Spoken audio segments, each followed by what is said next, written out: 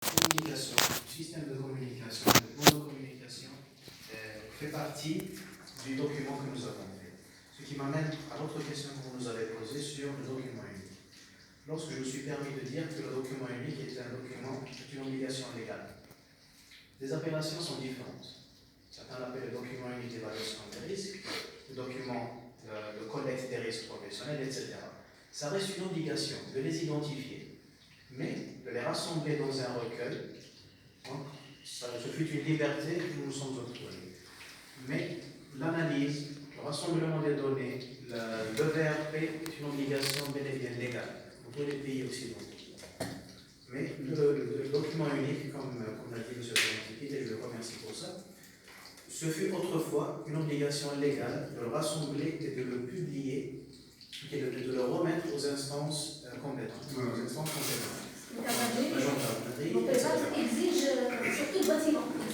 Oui, le document unique de France, bien sûr, c'est un document français. Il a été élaboré à l'époque, avant qu'il y ait le normal international et même avant le chasse. Il a été fait suite aux accidents. Il y a eu je crois que c'est une raffinerie qui avait cramé à Marseille. Il y avait ici les zones d'identité plus quelle activité. Genre accident, les Sarah qui m'a à ZDF en France. À Toulouse, où le des quartiers compris des accidents des brûlés, des morts et tout, dans le bon sens là. Aujourd'hui, le document unique pour certaines entreprises, je ne sais plus qui fait ce mot, parce que même on a les sites classés. Les sites classés qui sont particulièrement dangereux, on leur impose des choses supplémentaires, des autorisations. Peut-être, avec les documents spéciaux. Sinon, tout le monde maintenant se tourne vers les normes internationales qui ne sont pas obligatoires. L'obligation est d'essence commerciale. Même le marché si tu n'es pas certifié. D'accord? Donc c'est devenu, parce qu'obligation, s'il y a une obligation qui n'est pas la CE, le sigle CE de l'Union européenne. L'ex c'est un dossier spécial. Par exemple, si vous n'êtes pas certifié vous êtes chinois, vous avez vos portables Huawei, lorsqu'il va en France, le sigle CE. Le sigle CE intègre le système qualité et maintenant même santé et sécurité au travail. Il intègre même l'ordre pour obliger, les États-Unis n'ont jamais certifié leurs entreprises aux normes internationales. Ils avaient leur nom plus sévère, parce que les normes internationales c'est le minimum, la cité de commerce. وانت داروه كيخرج السيكل سي او وكان 500,000 entreprises américaines certifiées au FIA. علاش parce que le marché français, européen reste à notre truc. Le CE c'est européen. Donc, ce n'est pas une obligation légale, mais ça le devient. Hein. Donc, vous ne vendez plus rien. Ok. Donc, un document unique, c'est-à-dire que je vous demande quand même d'approfondir l'information. Parce que c'est qu'on a le document sur le plan de la santé et sécurité. Je vais dire quelque chose, ça, je n'applique pas toujours leurs lois. Si, madame, les lois sont vraiment bien situées. On s'inspire des lois européennes, vous avez des lois, et allez surtout vers si vous allez continuer à travailler là-bas, allez vers Auchas ou là vers le 45 c'est encore mieux. Parce que vous allez rentrer dans le système. Mais je suis toujours d'accord que nos étudiants ne doivent pas traiter des systèmes entiers en 4 mois. On a des équipes de 4-5 personnes, on se tape 2 ans, là, il en est venu pour finaliser un système. Donc là, un seul objet, qui marque la communication français sur la communication, un seul objet. Comme ça, vous allez être cohérent et vous allez apprendre des choses, et nous aussi.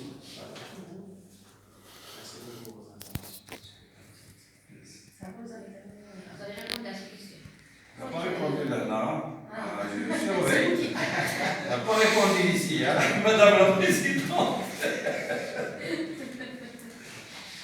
Vous avez répondu à ça. Donc, si vous avez ajouté quelque chose, je ne sais pas. J'ai essayé d'expliquer qu'on a démarré le contexte, ce n'était pas facile, nos entreprises privées, on a essayé de démarrer qu'on avait un seul axe à traiter, ce n'était pas un système qu'on a mis en place, mais c'était un système de mise en place d'un EVRP. En se basant sur la loi et en se basant sur un seul chapitre de la loi qui est la communication à participation. On voulait faire apparaître aux employés la communication est importante. Des fois, quand on dote des gens des équipements de protection, ils ne sont pas à l'aise avec ces équipements, ils n'annoncent pas que je ne suis pas à l'aise. Mais ils touchent sur place. Quand on leur explique qu'il y a une confiance à l'instant et que si les équipements ne sont pas conformes, ne sont pas adéquats, il faut communiquer. D'ailleurs, il a essayé d'instaurer une CPHS. Ils ne sont pas encore d'accord. Ils ne voulaient pas leur forcer la main. Mais, comme il a dit, ils m'ont donné une carte blanche. Maintenant, ils ont compris l'intérêt. Donc, je pense qu'ils vont utiliser pas mal de choses. Aller vers une application informatique dans leur système de gestion en matière de VRP, moi je pense que c'est qu'il a gagné un petit peu le terrain. Merci. Donc, je vous remercie. Donc, moi, je rejoins l'idée de M. Sturel, l'idée de M. Salantikit. C'est plus difficile à prendre. Vous allez réussir. La combattre. Je remercie aussi votre promotrice. Mais bon, moi, je vais essayer un peu de voilà. Donc, par rapport à ce que je rejoins, tout ce qui a été dit par M. par rapport à la forme. Donc, on ne fait pas un travail, surtout comme ça, recto-verso, dans un travail de recherche. On ne l'a jamais vu. Donc, beaucoup plus aussi la forme du travail, ça n'a pas été bien fait. Vous n'avez pas fait les chapitres tout seul, les renvois de page, les sources, tout ce qui a été dit par M. Chouin, donc je rejoins son idée. Seulement, donc aussi la bibliographie, le tableau, la liste des tableaux, la liste des schémas, ça n'a pas été fait. Je vais aussi ajouter ici, lorsque vous avez fait le sommaire, surtout vous avez parlé de table de matière en même temps de sommaire. On fait comme ça, soit c'est table de matière, soit c'est le sommaire. Donc ici, vous avez écrit le sommaire, mais après vous avez écrit table de matière. Donc on retrouve la table de matière, alors que la table de matière, je dois le trouver à la fin. Et ici, c'est le sommaire, vous écrivez juste les chapitres et les sections, c'est possible. Donc, par rapport au thème, donc, vous avez fait l'impact de la communication sur le système de management, donc on sera obligé de le changer. Donc, parce que lorsqu'on parle d'impact, lorsqu'on dit impact, donc c'est mesuré. Donc il faut donner les chiffres. C'est en chiffres. Vous, on n'a rien retrouvé à l'intérieur. Ce qu'on a vu, c'est beaucoup plus l'évaluation des risques. Donc vous aurez pu faire l'évaluation des risques ou dans ce sens, l'évaluation des risques. Voilà. Plus comme ça a été évoqué par plusieurs personnes. Mais ce qu'on a retrouvé à l'intérieur, c'est beaucoup plus la prévention des risques. On n'a pas touché la prévention, c'est l'évaluation des risques.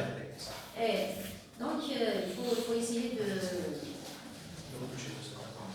Voilà. Ce sera fait. Bien sûr, vous allez le faire, sinon. Et aussi, donc, sinon, je rejoins les idées de M. Chouin, de M. Talantiki. Voilà, j'ai réussi. Donc, le premier chapitre, la communication dans le système management sécurité. Donc, ici, vous avez fait un grand chapitre, alors qu'à l'intérieur, ça ne vous a pas servi. D'accord, tout ce que vous avez fait ici, ça ne vous a pas servi. Donc, moi, j'aurais aimé, enfin, c'est entre parenthèses, j'aurais aimé que vous fassiez un chapitre, la sécurité, un peu plus, oui, vous aurez pu parler du chapitre de la sécurité et son travail. Puis vous allez parler un petit peu de la communication comme étant un moyen. D'accord? Parce que là, on parle de communication en général, puis après on ne retrouve rien dans la pratique. Donc, c'est un peu. Donc, oui, parce que vous avez parlé aussi des référentiels de management des risques professionnels, vous avez parlé de management de la santé, des valeurs. Mais, à l'intérieur, donc, comme M. Talantiki vous a dit, vous êtes des étudiants, on vous demande de traiter quelque chose de simple. Trouvez la réponse à ce que vous voulez faire. Ce n'est pas la peine de rentrer dans les détails, après on ne retrouve rien. Donc, il faut être simple, bref et précis. Voilà. Donc, lorsque vous avez fait l'évaluation,